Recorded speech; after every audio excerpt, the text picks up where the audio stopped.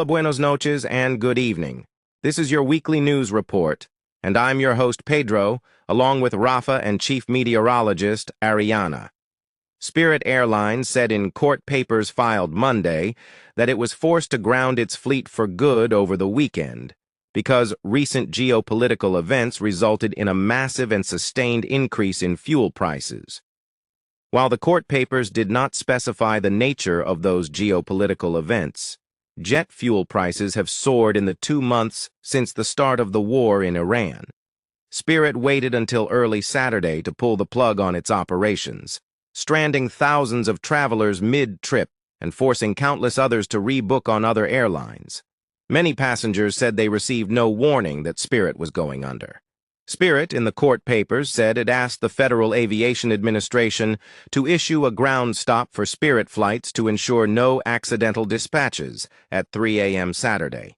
In its official announcement, Spirit said it will automatically refund tickets purchased directly by flyers with a credit or debit card, while those who booked through third parties would have to contact their travel agent. Now here's Rafa with our next top story.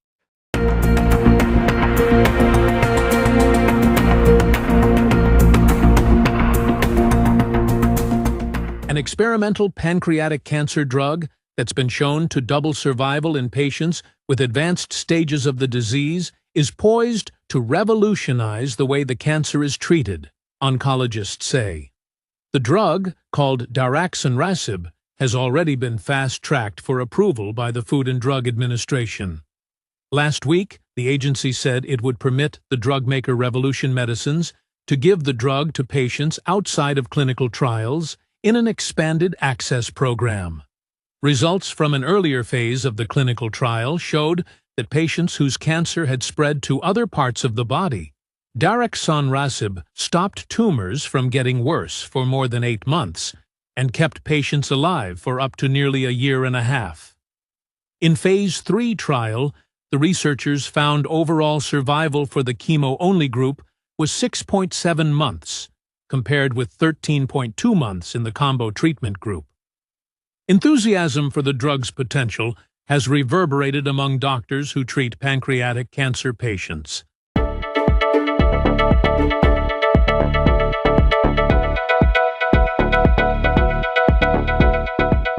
The Pentagon on Friday began releasing never-before-seen files relating to unidentified anomalous phenomena, previously and more infamously known as unidentified flying objects, or UFOs that the government has been holding on to for decades.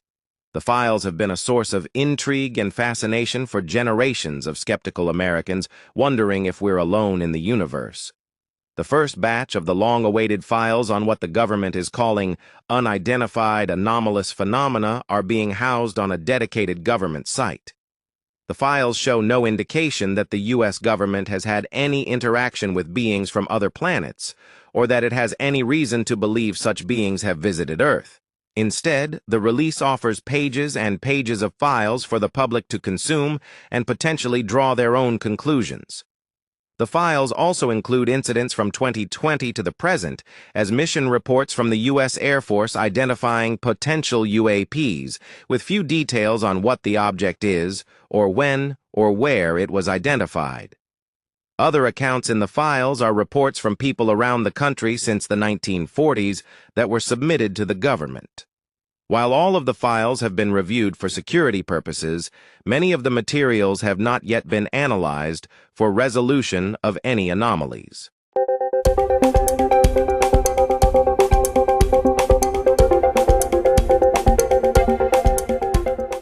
Hello, I'm your Chief Meteorologist, Ariana, with a look at your weather forecast for the week ahead.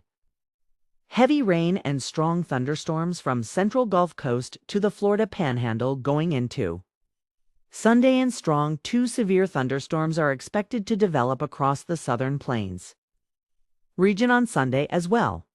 Triple-digit heat returns to the southwestern deserts region and interior Southern California Sunday and Monday, after a cool week last week. A warming ridge over the west, troughing over the east, and shortwaves dropping from the northern plains and Great Lakes region to reinforce troughing in the east throughout the week. An eastern Canadian closed upper-level low will continue to help support a mean long wave. Trough down into the eastern U.S., this pattern will support a persistent cyclonic circulation aloft, allowing multiple shortwave energies to approach the base of the mean trough from upstream. Upstream, an eastern Pacific low will advance inland sometime mid to late next week, with organized light to moderate precipitation across portions of the northern Great Basin, Pacific, Northwest, and Northern Rockies. A developing downstream surface, low and frontal boundary will form over the northern tier, bringing chances for showers and thunderstorms across the northern plains into the upper Midwest, and then the Great Lakes in eastern U.S. Temperatures across the eastern half of the U.S. will remain near to below normal through most of next week. Meanwhile, a ridging pattern will keep well above normal temperatures in place across much of the western U.S., with prefrontal warmth spreading eastward into the central U.S. mid to late week. Now here's a look at your 7-day forecast for the Phoenix, Arizona area. The heat is on for Phoenix and surrounding lower deserts, as highs will be in the low to mid 100s. To start the week with an excessive heat warning issued for the region. Daytime highs will come down below the 100-degree mark mid to late week, with highs coming down to the mid to upper 90s the second part of the week and into next weekend. Low temperatures will also be on the rise, as we'll see overnight temperatures anywhere from low to mid 70s for most of the week. Now we send it back to Pedro. That will do it for this week's weekly news report. As always, thank you for watching and have a great week. Como siempre, gracias por ver el video y que tengáis una buena semana.